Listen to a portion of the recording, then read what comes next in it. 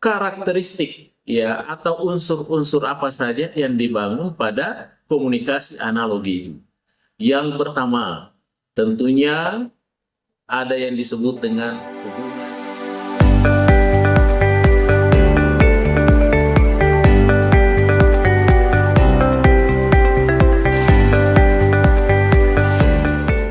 Assalamualaikum warahmatullahi wabarakatuh. Para pemirsa sekalian dimanapun berada, terima kasih tentunya saya haturkan kepada para pemirsa sekalian yang selalu mencurahkan atensinya menonton salah satu channel YouTube kita, Mr. Koronis. Komunikasi romantis dan manis. Baik para pemirsa sekalian dimanapun berada, tentu saja selalu saya ketengahkan bahwa channel YouTube kita ini selalu terkait dengan fenomena-fenomena komunikasi. Baik dari segi modelnya, teorinya, ataupun ya metode atau penyampaiannya. Para pemirsa sekalian, pada hari ini kita akan lagi membedah satu komunikasi, tentu yang terkait dengan penyampaian pesan. Ada yang disebut dengan komunikasi analogi. Komunikasi analogi. Bagaimana itu para pemirsa sekalian? Komunikasi analogi itu adalah, tentu ini merupakan salah satu metode penyampaian pesan yang disampaikan oleh komunikator kepada komunikan dengan membandingkan dua hal yang berbeda namun memiliki kemiripan logika atau fungsi.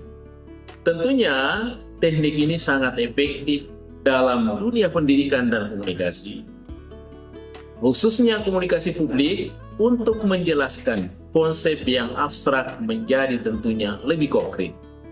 Para pemirsa sekalian, berikut ini tentunya kita akan melihat karakteristik atau unsur-unsur apa saja yang dibangun pada komunikasi analogi. Yang pertama, tentunya ada yang disebut dengan hubungan kemiripan. Bagaimana itu hubungan kemiripan? Artinya, karakteristik paling mendasar adalah adanya titik temu antara konsep baru atau yang belum dikenal dengan konsep yang basis. Apa itu konsep basis? Artinya yang sudah dikenal sebelumnya atau sudah dipahami sebelumnya. Tentu, komunikasi ini tidak menyamakan dua hal secara identik, melainkan menekankan pada kemiripan fungsinya. Contoh umpamanya, kita bisa membandingkan bagaimana cara kerja otak manusia dengan prosesor komputer. Ini berarti membandingkan dua hal, bukan kesamaannya, tapi terkait dengan fungsinya. Fungsi otak dan fungsi prosesor komputer ada kesamaan. Itu yang pertama, membangun hubungan kemiripan. Yang kedua, para pemirsa sekalian, tentu di sini ada penyederhanaan. Bagaimana itu penyederhanaan? Komunikasi analog atau analogi tentu berfungsi sebagai alat simplikasi. Bagaimana itu alat simplikasi? Dia merupakan konsep-konsep yang rumit, teknis, atau bersifat teoretis. Bisa diterjemahkan ke dalam bahasa sehari-hari agar lebih mudah dicerna oleh halayak awam tanpa menghilangkan esensi logikanya. Itu yang kedua, perlu penyederhanaan. Jadi hal yang sifatnya ribet, rumit, perlu disederhanakan supaya mudah dipahami oleh komunikator. Kemudian, yang ketiga para pemirsa sekalian, tentu dia bersifat ilustratif dan visual. Bagaimana itu ilustratif visual? Tentunya komunikasi ini seringkali memancing daya imajinasi pendengar. Dengan menggunakan analogi, komunikan atau penerima pesan cenderung membentuk gambaran mental yang membantu mereka memvisualisasikan bagaimana suatu proses bekerja. Itu yang ketiga. Kemudian yang keempat para pemirsa sekalian, ada yang disebut dengan jembatan kognitif. Bagaimana itu jembatan kognitif? Di dalam teori belajar, tentu analogi itu berfungsi sebagai jembatan atau medium. Sehingga dengan demikian, karakteristiknya adalah menghubungkan antara pengetahuan yang sudah ada di memori jangka panjang dengan informasi yang baru atau yang sedang dipelajari.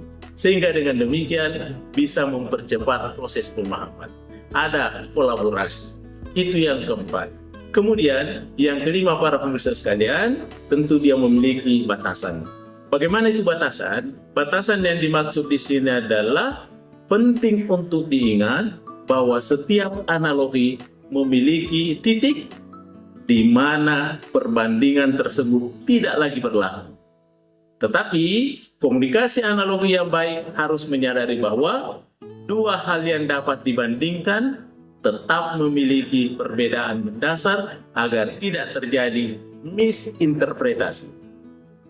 Dan yang kelima para pemirsa sekalian, yang kelima adalah yang keenam, ya tentunya adalah bersifat persuasif. Bagaimana itu bersikap persuasif? Ya tentu kita kenalnya, persuasif itu adalah bujukan, seringkali digunakan dalam debat atau retorika untuk meyakinkan orang lain.